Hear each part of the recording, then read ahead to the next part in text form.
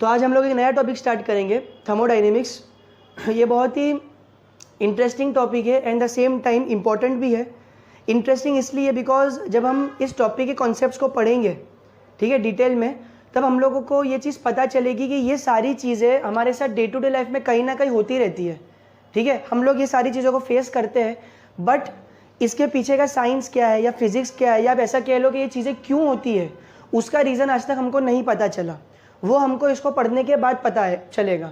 ठीक है, और ये इम्पॉर्टेंट इसलिए है बिकॉज अगर आप एंट्रेंस प्रीवियस ईयर्स के एंट्रेंस एग्जाम के भी क्वेश्चंस देखो, ठीक है, तो हर साल इस टॉपिक से मिनिमम एक क्वेश्चन तो आया ही है 4 मार्क्स का। अब अगर आप ऐसे एग्ज़ाम को देख रहे हो या आप ऐसे एग्ज़ाम की तैयारी कर रहे हो जहाँ पर लैक्स ऑफ स्टूडेंट जो है वो अपीयर करते हैं हर साल, वहाँ पर 0.5 मार्क्स से आपका रैंक जो है वो कई गुना ऊपर भी जा सकता है और कई गुना नीचे भी आपका रैंक गिर सकता है। तो ऐसे केस में अगर इस टॉपिक से एक क्वेश्चन आया 4 मार्क का और अगर आपने उसको सही कर दिया तो आप इमेजिन करो कि आपका क्वेश्चन जो है आपका रैंक कहाँ चला जाएगा। और अगर एट द सेम टाइम अगर आपने उसको गलत कर दिया तो आपका रैंक कहाँ जाके गिर जाएगा, राइट। तो इस रीज़न से भी ये बहुत ही इंपॉर्टेंट टॉपिक बन जाता है, करेक्ट। नाउ मेरी ये कोशिश रहेगी कि जैसे जैसे मैं इस टॉपिक में आगे बढ़ूँ तो जो भी कंटेंट्स आएंगे मैं उसको प्रैक्टिकल लाइफ से रिलेट करूँ, बिकॉज उससे क्या होगा ना कि चीज़ें जो है हमारे दिमाग में ज़्यादा वक्त तक रिटेन रहेगी और हमको विजुअलाइज करने में भी आसानी होगी, करेक्ट। प्लस हम लोग इसके साथ साथ इसके प्रीवियस ईयर के क्वेश्चन भी देखेंगे, JEE के, नीट के भी हम देखेंगे। हमको एक आइडिया है कि क्वेश्चन बनाए जाते हैं या किस तरह के क्वेश्चन आते हैं, बिकॉज हम थियोरेटिकली तो स्ट्रांग हो जाएंगे पढ़ के, बट उसको अप्लाई कैसे करना है उन कॉन्सेप्ट को, जो हम मैथमेटिकल इक्वेशंस देखेंगे उनको कैसे अप्लाई करना है उसके बारे में हम लोग स्टडी करेंगे। ठीक है, और इसी के साथ साथ हम लोग अभी शुरू करते हैं हमारे टॉपिक को, थर्मोडायनेमिक्स। नाउ मैं क्या करता हूँ, मैं इसको 2 पार्ट में ना डिवाइड कर देता हूँ। एक है थर्मो और दूसरा है डायनेमिक्स। पहले हम थर्मो को देखते हैं। थर्मो जो है वो एक ग्रीक वर्ड से आया है जो कि है थर्मी। ठीक है, थर्मी से आया है थर्मो। थर्मी का जो मतलब है वो क्या है, वो है टेम्परेचर। ठीक है, टेम्परेचर, तापमान, करेक्ट। और टेम्परेचर कहाँ पे होगा, जहाँ पर हीट होगी, राइट। जहाँ पर हीट होगी वहाँ पे टेम्परेचर होगा। और हमको मालूम है कि हीट जो है वो it is a form of energy. जैसे लाइट है, साउंड है, काइनेटिक एनर्जी, पोटेंशियल एनर्जी, उसी तरीके से हीट भी एनर्जी का एक फॉर्म है। तो इतना तो समझ में आ गया कि थर्मो का लेना देना कुछ ना कुछ जो है वो एनर्जी से है। अब हम आते हैं डायनेमिक्स पार्ट पे। देखो, एक होता है स्टैटिक्स।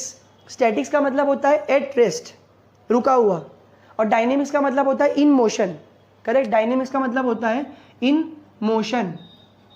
तो अब अगर मैं ये दोनों वर्ड्स को कंबाइन कर दूं तो थर्मोडायनेमिक्स क्या बन के आ रहा है, एनर्जी इन मोशन।